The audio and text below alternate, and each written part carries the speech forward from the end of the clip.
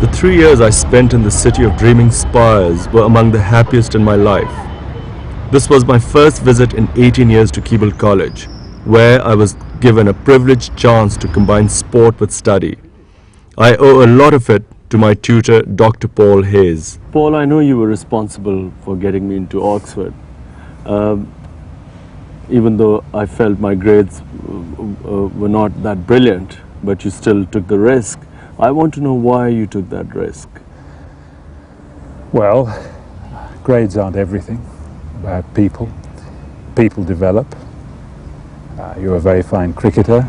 You could obviously do a great deal for cricket, university. You see, I actually thought that as long as I could play cricket and just study a little bit, I would get through. But it came as a shock to me that the amount I had to study here was far more than I had even started to say to do my A-level exams. Do you really think that you would have enjoyed doing the amount of work you had to do when you were here in Oxford had you not been able to play cricket at the same time? In my last year I worked pretty hard, and I in fact tried to keep a balance between studies and sport as much as it was possible. But then when I look back, I thought that the education I received here was invaluable.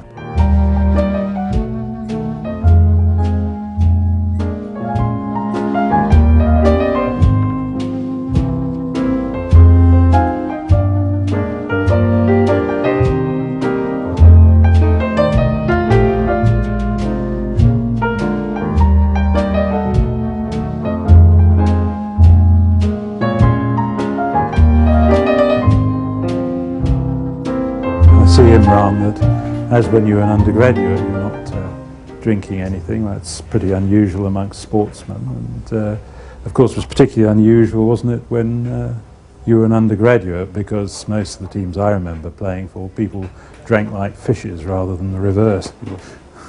Well, Paul, I had very strong views about alcohol, and even when I came as an 18-year-old, I was so sure that it was something I never wanted to do. And when I look back, I think it's one of the best decisions I took, because really alcohol and sport just don't mix. Also, I see a lot of young Pakistani students who come here and who in similar situations to me end up, because they see everyone else drinking, they start, and really they probably can't handle it as much as, say, certain English people who've grown up with alcohol. My favorite spot in Oxford was the university parks, where I played most of my cricket. Players actually enjoyed the game, rather than treating it as work. One of my closest friends then was Guy Waller. Once I'd left the university, did you feel I would stay in this country so long and that I would still be playing cricket?